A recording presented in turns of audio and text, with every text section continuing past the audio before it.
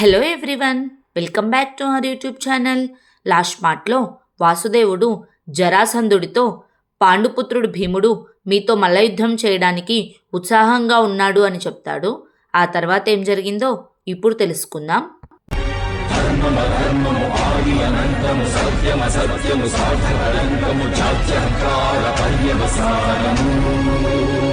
శక్తిదే భక్తిదే జీవన్ముక్తికి మార్గమిదే పంచమ వేద సారం మహాభారతం.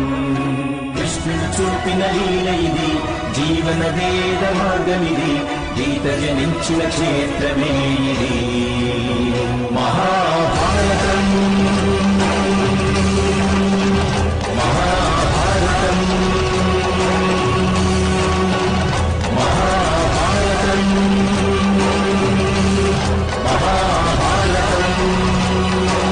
ఆ తరువాత జరాసంధుడు మల్లయుద్ధానికి సిద్ధమై వెళ్తూ వాసుదేవుడి దగ్గరికి వెళ్ళి, నీవిక్కడే ఉండాలి గొల్లవాడా, నేనిచ్చే ఆఖరి బలి నీదే అని అంటాడు. వెంటనే వాసుదేవుడు, నా మీద నమ్మకముంచండి సామ్రాట్, నేను పారిపోవడానికి రాలేదు అని అంటాడు. అదే సమయంలో భీముడు అక్కడికి వచ్చి, సామ్రాట్, మీరు మల్లయుద్ధం మాటలతోనే చేస్తారా లేదా కాళ్ళు చేతులు కూడా ఉపయోగిస్తారా అని అడుగుతాడు. మల్లయుద్ధానికి వెళ్తున్న జరాసంధుని చూసిన శకుని, ఈ మూర్ఖుడు ఈ సమయంలో బలి ఇవ్వకుండా మల్లయుద్ధం చేస్తున్నాడేమిటి అని ఆలోచిస్తాడు. ఆ తరువాత జరాసంధునికి భీమునికి మల్లయుద్ధం ప్రారంభమవుతుంది. ఇద్దరూ పోటాపోటీగా యుద్ధం చేస్తూనే ఉంటారు. అదే సమయంలో శకుని వారిని చూసి, ఈ జరాసంధుడితో పోటీ పడుతున్న ఆ మల్లయోధుడు ఎవరు అని ఆలోచిస్తూ వాసుదేవుని వైపు చూస్తాడు. వాసుదేవుని గుర్తుపట్టిన శకుని, ఇది ఎవరో కాదు, మాయాదారి కృష్ణుడే, నేను వెళ్ళి జరాసంధుణ్ణి ఆపాలి అని చెప్పి ఆపబోతూ ఉండగా వారిద్దరూ ఘోరంగా యుద్ధం చేసుకుంటూ ఉంటారు. భీముడు జరాసంధుని 2 భాగాలుగా చేసి పడవేసినా సరే జరాసంధుని భాగాలు మళ్ళీ అతుక్కొని ఉంటాయి. భీముడు ఆలోచిస్తూ ఏం చేయాలో అర్థం కాక జరాసంధుని పట్టుకొని అటు ఇటు చూస్తూ వాసుదేవుని వైపు చూస్తాడు. అప్పుడు వాసుదేవుడు తన చేతిలో ఒక పుల్లని పట్టుకొని దాని 2 భాగాలుగా చేసి వేర్వేరు దిశల్లో పడవేస్తాడు. అది గమనించిన భీముడు జరాసంధుని శరీరాన్ని కూడా 2 భాగాలుగా చేసి వేర్వేరు దిశల్లో పడవేస్తాడు. దానితో జరాసంధుని భాగాలు మళ్ళీ అతుక్కోకుండా జరాసంధుడు చనిపోతాడు. భీముడు గెలిచిన కారణంగా ఇంద్రప్రస్థంలో సంబరాలు చేసుకుంటూ ఉంటారు. అర్జునుడు, వాసుదేవుడు, భీముడు కూడా ఇంద్రప్రస్థానికి వెళ్తారు. భీముడు యుధిష్ఠిరుడి దగ్గర ఆశీర్వాదం తీసుకుని, అన్నయ్య, జరా అనే రాక్షసి వారి శరీరం యొక్క 2 భాగాలను అతికించి జరాసంధుని బ్రతికించిందట. నేను వారి శరీరాన్ని మళ్ళీ ముక్కలు ముక్కలుగా చేసేశాను అన్నయ్య అని చెప్తాడు.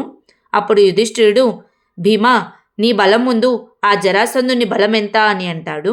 వెంటనే భీముడు, కేవలం బలాన్నే కాదన్నయ్య, నా బుద్ధిని కూడా గుర్తించండి అని చెప్పి వాసుదేవుని చూపించి, ఈ వాసుదేవుడు అక్కడ నుంచొని పుల్లతో ఆడుకుంటూ ఉన్నాడు. అది చూసిన నాకు ఒక ఆలోచన వచ్చింది.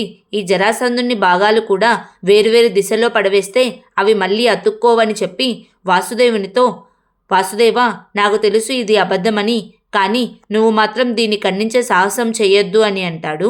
అప్పుడు వాసుదేవుడు, నేనెలా చేస్తాను భీమసేన, జరాసంధుని వధించిన వాడికి నేను విరుద్ధంగా ఎలా మాట్లాడగలను అని చెప్పి అందరూ నవ్వుకుంటారు. ఆ తరువాత అర్జునుడు కూడా యుధిష్ఠిరుడి దగ్గర ఆశీర్వాదం తీసుకుంటాడు.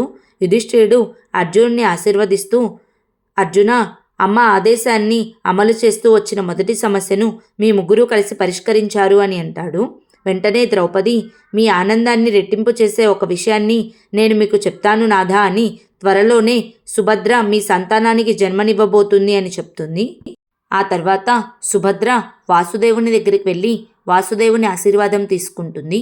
వాసుదేవుడు సుపుత్ర ప్రాప్తిరస్తు అని దీవించి, సుభద్ర, నీ కొడుకు కూడా తన తండ్రి మాదిరిగానే ఒక మహాయోధుడు అవుతాడు, నీ పుత్రుని కీర్తి కలకాలం వర్ధిల్లుతుంది అని చెప్తాడు.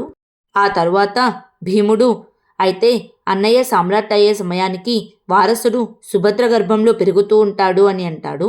వెంటనే వాసుదేవుడు, వారసుడు గురించి ఆలోచించే సమయం ఇంకా రాలేదు భీమసేన, స్వతంత్రులయ్యే దిశగా 2వ అడుగు వేసే సమయం వచ్చింది అని అంటాడు. వెంటనే నకులుడు, మన 2వ అడుగు రాజసూయ యజ్ఞమే కదా అన్నయ్య అని అంటాడు.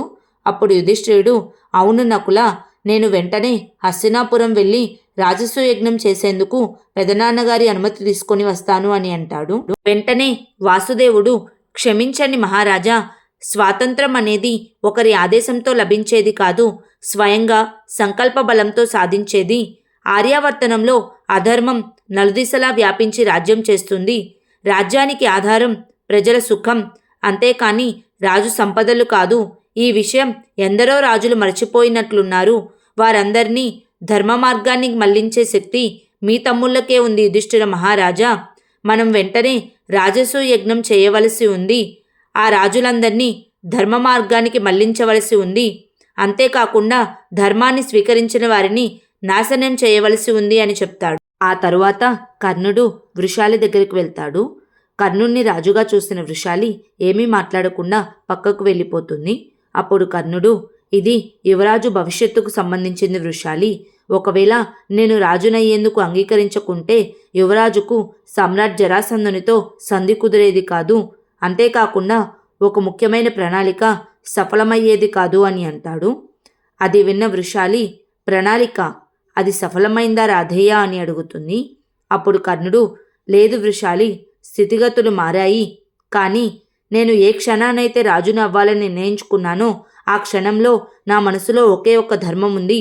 నా మిత్రుడి మంచి కోసం నేను ఏ త్యాగం చేయడానికైనా సిద్ధంగా ఉన్నాను అని అంటాడు.